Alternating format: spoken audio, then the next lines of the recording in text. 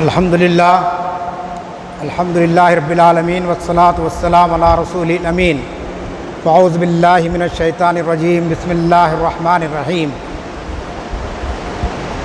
ولا تقولوا لمن يقتل في سبيل الله اموات بل احیاء ولكن لا تشعرون ولنبلونكم بشيء من الخوف والجوع ونقص من الاموال والانفس والثمرات وبشر الصابرین الذين اذا اصابتهم مصیبۃ قالوا انا للہ وانا الیہ راجعون صدق اللہ العظیم۔ ساری حمد و ستائش اور ساری کبریائی اور ساری بزرگی اس خالق و کون و مکان کے لیے سزاوار ہے جس نے اس کائنات کو وجود بخشا۔ لاکھوں درود و سلام ہو تمام انبیاء اور مرسلین اور بالخصوص خاتم النبیین سرکار دو عالم صلی اللہ علیہ وسلم پر کہ جنہوں نے ابتلا اور آزمائش کے ہر منزل سے گزر کر قافل انسانیت کو صراط مستقیم پر گامزن فرمایا۔ دور حیات آئے گا قاتل خزاں کے بعد، ہے ابتدا میری تیری انتہا کے بعد۔ قتل حسین اصل میں مرگ یزید ہے، اسلام زندہ ہوتا ہے ہر کربلا کے بعد۔ قابل احترام بزرگان ملت، عزیز نوجوان ساتھیوں اور بچوں، السلام علیکم رحمۃ اللہ وبرکاتہ۔ جامع مسجد دارالشفا میں یہ آج جو سالانہ جلسہ ہو رہا ہے یہ 50واں سالانہ جلسہ ہے۔ حضرت امیر ملت مولانا حمید الدین عاقل السامی رحمۃ اللہ علیہ نے اس جلسے کی بنیاد ڈالی اور اپنی حیات میں وہ اس کو مخاطب کرتے رہے، اور اس کے بعد آپ کے فرزند دلبند حضرت مولانا محمد حسام الدین ثانی المعروف جعفر پاشا صاحب اس کی صدارت فرما رہے ہیں۔ عزیزان گرامی، اس جلسے کی بڑی اہمیت ہے، اس لیے اہمیت ہے کہ آج جس عظیم شخصیت کے عنوان پر یہ جلسہ منعقد ہو رہا ہے وہ نواز رسول فاطمہ کے جگر گوشے حضرت امام حسین رضی اللہ تعالی عنہ کی شہادت عظمیٰ کے واقعے پر آج یہ جلسہ منعقد کیا جا رہا ہے۔ آپ برسوں سے سیدنا امام حسین کی شہادت کے واقعات کو سنتے آتے رہے ہیں۔ آپ کو معلوم ہے کہ 10 محرم 61 ہجری کو اسی وقت عصر کے وقت آپ جانتے ہیں حضرت امام حسین میدان کربلا میں نماز عصر ادا کر رہے تھے، اور ایسے وقت دشمنوں نے آپ پر حملہ کیا اور حالت نماز میں آپ شہید کر دیے گئے۔ مورخ نے لکھا کہ امام نے ایسی نماز ادا کی جو نہ قضا ہوئی نہ ادا ہوئی، اور اس طریقے سے آپ اللہ کے دربار میں حاضر کر دیے گئے۔ عزیزان گرامی، نواز رسول کی یہ شہادت کا مقصد کیا تھا؟ ہم فضائل امام حسین ہر سال سنتے ہیں، ہم عظمت حسین کو جانتے ہیں، لیکن مقصد شہادت کو نہیں جانتے۔ مقصد شہادت یہ تھا کہ امام حسین کے سامنے اسلام کی تعلیمات کو ملیا میٹ کر دیا جا رہا تھا۔ اللہ کے رسول صلی اللہ علیہ وسلم نے جس دین کو قائم فرمایا تھا اس دین کی بنیادوں کو گرا دیا جا رہا تھا، اس دین کو ختم کر دیا جا رہا تھا۔ ایسے وقت نواز رسول کیا خاموش بیٹھ سکتے تھے کہ آپ کے نانا کا لایا ہوا دین ختم کر دیا جائے، آپ کی شریعت ختم کر دی جائے اور لوگ حکمرانوں کا انداز بدل جائے؟ خلفائے راشدین نے جس طریقے سے خلافت کے نظام کو قائم فرمایا تھا اس کو ختم کر کے یزید ایک بادشاہی روپ دھار چکا تھا، حلال و حرام کی تمیز ختم ہو چکی تھی، خدمت خلق کا جذبہ ختم ہو گیا تھا، لوگوں کو بولنے کی آزادی نہیں تھی، سوال نہیں کیا جا سکتا تھا۔ ایسے وقت امام حسین اپنے 72 جانساروں کے ساتھ، جس میں معصوم بچہ علی اصغر بھی تھا جس کی عمر صرف 6 مہینے تھی، نوجوان علی اکبر بھی تھا جن کی عمر 26 سال تھی، آپ کے بھائی امام زین العابدین بھی تھے جو بیمار تھے، آپ کی بہن بھی تھی، آپ کے دیگر رشتہ دار بھی تھے۔ اس قافلے کو لے کر آپ آخر کربلا کی اس منزل کو کیوں طے کیے؟ اس روح کو سمجھنے کی کوشش کیجئے، اس پیغام کو سمجھنے کی کوشش کیجئے۔ 10 محرم اس لیے نہیں آتا کہ آپ شربت بنا کر پی لے، 10 محرم اس لیے نہیں آتا کہ گھر کی صفائی کر لے، 10 محرم اس لیے نہیں آتا کہ غیروں کے طور طریقے اختیار کر لے، مختلف قسم کی خرافات کو امام حسین کے نام پر کیا جائے۔ ارے امام حسین نے تو اسلام کی بقا کے لیے، آپ کی ترقی کے لیے اپنا خون کربلا کے میدان میں بہا کر کربلا کو لالہزار کر دیا، اور ہم ہیں کہ ان کی عظیم الشان شہادت کو مختلف قسم کے خرافات ادا کر کے، مختلف قسم کے شریعت کے خلاف کام کر کے ہم یہ سمجھ رہے ہیں کہ ہم سچے عاشق حسین ہیں، ہم سے زیادہ کوئی امام حسین سے محبت کرنے والا نہیں، جبکہ آپ جانتے ہیں آپ کے سامنے برائیاں ہو رہی ہے، آپ کے سامنے آپ کا ایک بھائی دوسرے بھائی کا قتل کر رہا ہے، آپ کے گھر کے اندر آپ کے خاندان میں لوگ سود کی لعنت میں مبتلا ہے، زناکاریاں ہمارے معاشرے میں بڑھ رہی ہے، پھر یہ سب ہوتے ہوئے تم کیسے دعویٰ کرتے ہو کہ تم امام حسین کے چاہنے والے ہو؟ ارے امام حسین تو اس ساری برائیوں کو ختم کرنے کے لیے آئے تھے، ان ساری بدکاریوں کو ختم کرنے کے لیے آئے تھے۔ اسی لیے اقبال نے کہا کہ قافلے حجاز میں ایک حسین ہی نہیں ہے، اتنی دنیا کی آبادی، ہر جگہ مسلمان آباد، کہیں پر حکومت ان کی ہے، کہیں اقتدار ان کا ہے، لیکن اقبال کہتے ہیں کہ قافلہ حسین میں ایک حسین ہی نہیں، گرچہ ہیں تابدار گیسوئے دجلہ اور فرات، کہ آج بھی کربلا کی زمین پکار رہی ہے، کہاں ہے حسین کے چاہنے والے؟ آؤ، تمہاری شریعت مٹائی جا رہی ہے، تمہارا دین ختم کیا جا رہا ہے، تمہارے بھائیوں کو تیغوں کے نیچے ان کو جو ہے نا شہید کر دیا جا رہا ہے۔ آج 285 دن ہو چکے ہیں، کس کے 285واں دن ہے آج؟ کس کا؟ کہ فلسطین میں جو شہادتوں کی منزل طے ہو رہی ہے، 285 دن سے ہمارے فلسطینی بھائی قبلہ اول کی بازیابی کے لیے اپنی جانوں کا نذرانہ پیش کر رہے ہیں۔ پورا غازہ کا علاقہ قبرستان بن چکا ہے، ہم شہادت حسین کا جلسہ تو کر رہے ہیں، لیکن سوچو کہ اسلام آج تم سے کیسی شہادت چاہ رہا ہے۔ یہ شہادت کو دیکھنا ہے تو فلسطین کے مجاہدین کو دیکھو کہ 285 دن ہو گئے، 9 مہینے مکمل ہو گئے، 8 اکتوبر 2023 سے دنیا کی سب سے ظالم قوم، دنیا کی سب سے قاہر قوم آج فلسطینیوں کا جینا حرام کر دی ہے۔ 1 2 نہیں، 1000 15,000 نہیں، 1,86,000 فلسطینیوں نے شہادت دے دی ہے آج کی تاریخ تک۔ 1,86,000 ان میں جوان بھی ہیں، بوڑھے بھی ہیں، بچے بھی ہیں، شیرخوار بچے کہ جو پیدا ہوا اس کا برتھ سرٹیفکیٹ نہیں نکلا، اس کا ڈیتھ سرٹیفکیٹ نکالنے کی نوبت آ گئی۔ سوچو میرے بھائیوں، جا کر غور کرو کہ تم بھی امام کے ماننے والے ہیں اور فلسطین کے لوگ بھی امام کے ماننے والے ہیں، لیکن تمہارا ایمان کتنا بودا ہے، کتنا کمزور ہے کہ تم اپنے معاشرے کی برائیوں کو دور نہیں کر سکتے ہیں، تم اپنے سماج کی خرابیوں کو دور نہیں کر سکتے ہیں۔ تمہارے شادی خانوں کو دیکھے تو معلوم ہوتا ہے کہ کوئی ڈانس کا یہاں پر کوئی کلب چل رہا ہے، عورتوں کو لا کر ہمارے مسلم شادی خانوں میں، مسلم شادیوں میں عورتوں کا ڈانس ہو رہا ہے۔ ہمارے خاندانوں کے اندر مختلف قسم کے برے کام ہوتے جا رہے ہیں، جبکہ امام حسین نے، آپ جانتے ہیں، اس شریعت کی حفاظت کے لیے یہ ساری قربانی دی ہے۔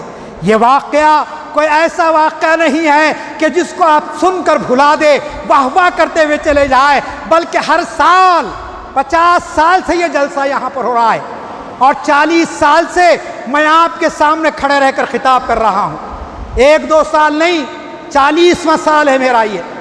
آپ غور فرمائیے کہ مولانا عاقل صاحب دنیا سے گزر گئے، جعفر پاشا صاحب، اور ہم بول رہے ہیں، لیکن کتنے لوگوں نے امام حسین کی شہادت کو سمجھنے کی کوشش کی؟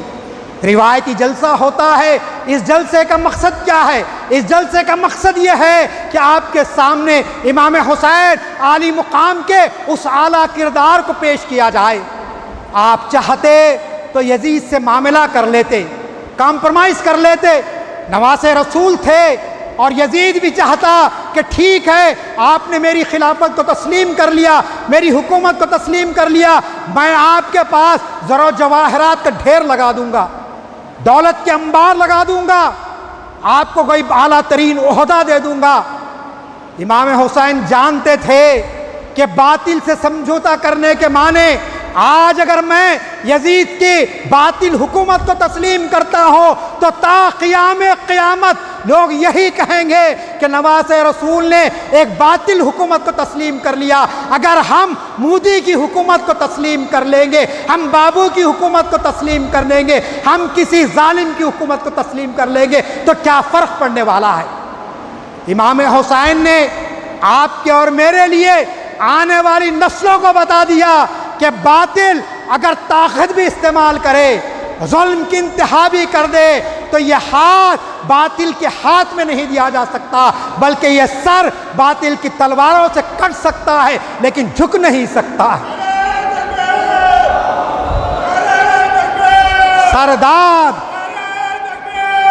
سرداد نہ دادس در دست یزید، حقہ کے بنائے لا الہ حسین۔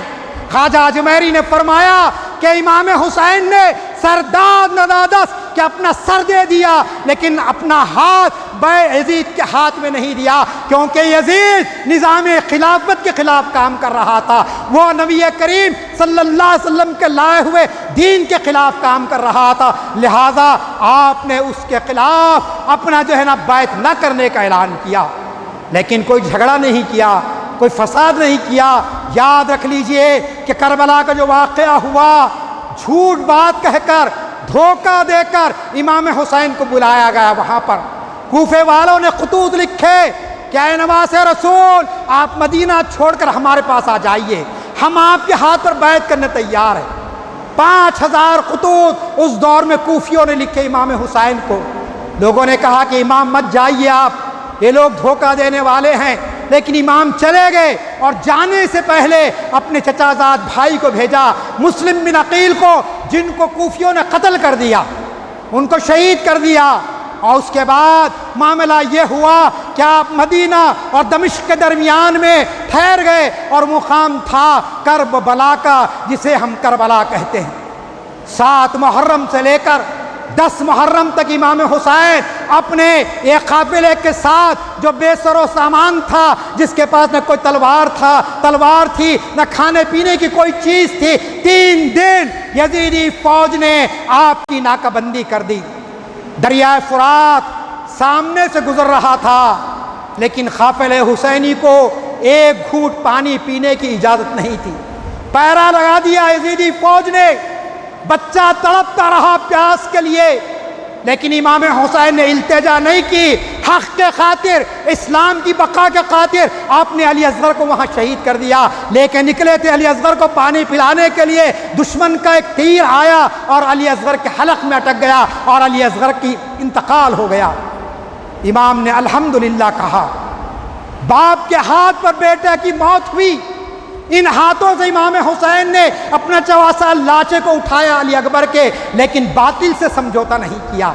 آج ہمارا اور آپ کا معاملہ کیا ہے؟ کیا ظلم کی انتہا ہو گئی فلسطین میں؟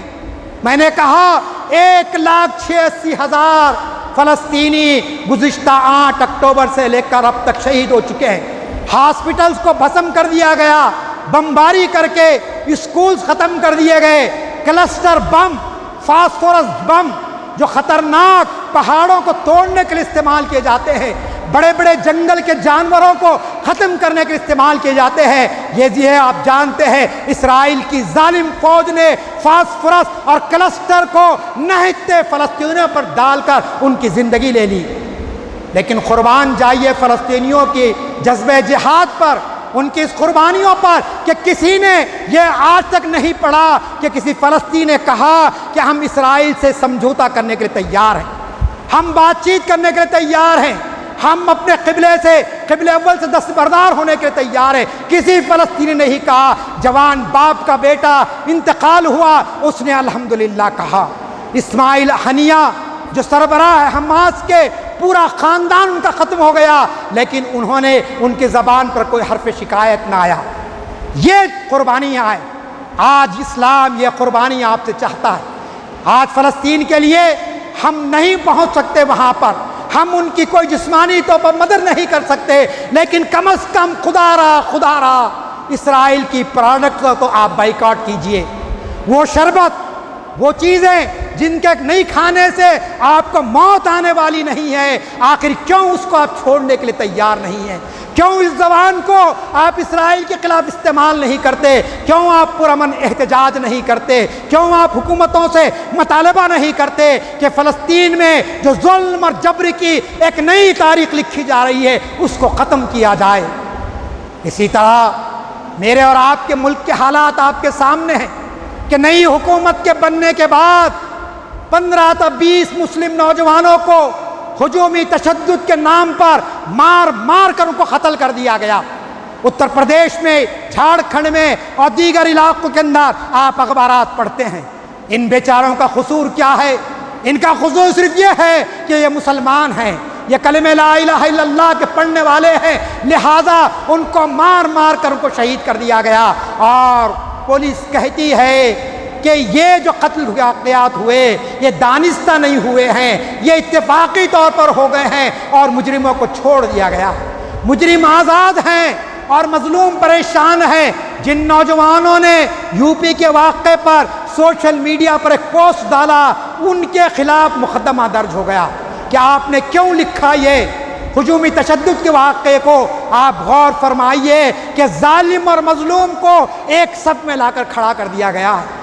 8 دن پہلے آپ نے اخبارات میں پڑھا کہ ہماری سپریم کورٹ نے ہماری شریعت کے خلاف میں فیصلہ دیا، کہا کہ جس کو طلاق ہو گئی عورت کو اس کو تا حیات نان نفقہ دینا پڑے گا، جبکہ یہ شریعت کے بالکل خلاف بات ہے۔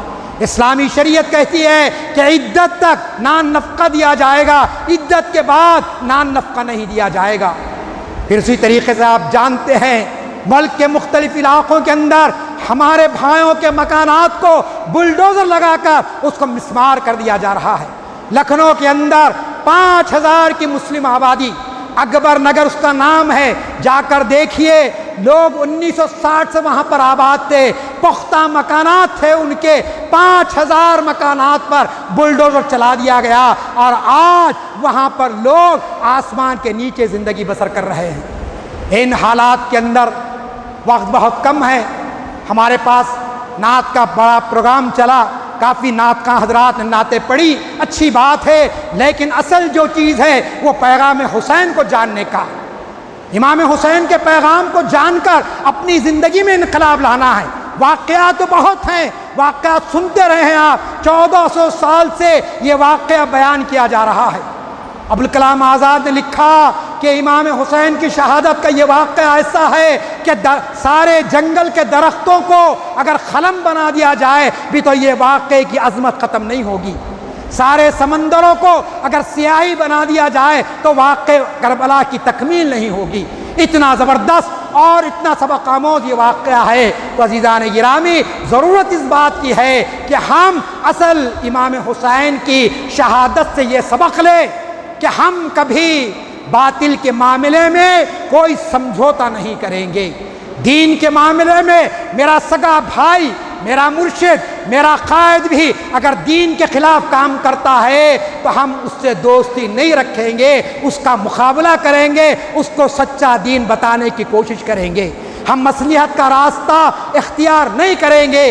اور اسی طریقے سے امام حسین کی شہادت کا پیغام یہ ہے کہ جہاں ظلم ہو، جہاں بربریت ہو، جہاں ناانصافی ہو، وہاں حسین کا ماننے والا یہ نہیں دیکھے گا کہ کون پیچھے ہے یا نہیں، وہ حق کے لیے کھڑا ہو جائے گا، حق کا علمبردار بن جائے گا۔ اسی لیے جوش ملیح آبادی نے کہا کہ انسان کو تو ہوش میں آنے دو، انسان کو بیدار تو ہونے دو، ہر شخص پکارے گا ہمارے ہے حسین، تو حسین سب کے ہیں۔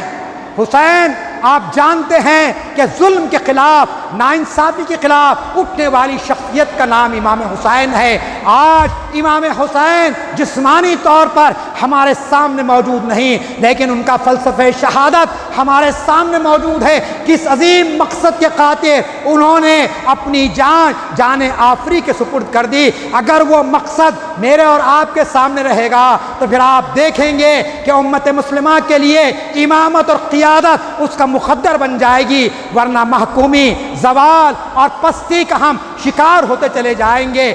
آج بین الاقوامی حالات میں نے مختصر آپ کے سامنے رکھے کہ آج فلسطینیوں کے ساتھ ہمارا ایک ایمانی تعلق ہونا چاہیے۔ غور کیجئے، 1,86,000 جو فلسطینی مجاہدین راہ حق میں شہید ہوئے ہیں، کیا وہ فلسطین کی زمین کے لیے ہوئے ہیں یا کوئی ذاتی آسائش کے لیے ہوئے ہیں؟ کیا کسی اور کے لیے؟ نہیں، بلکہ قبلِ اول کی بازیابی کے لیے۔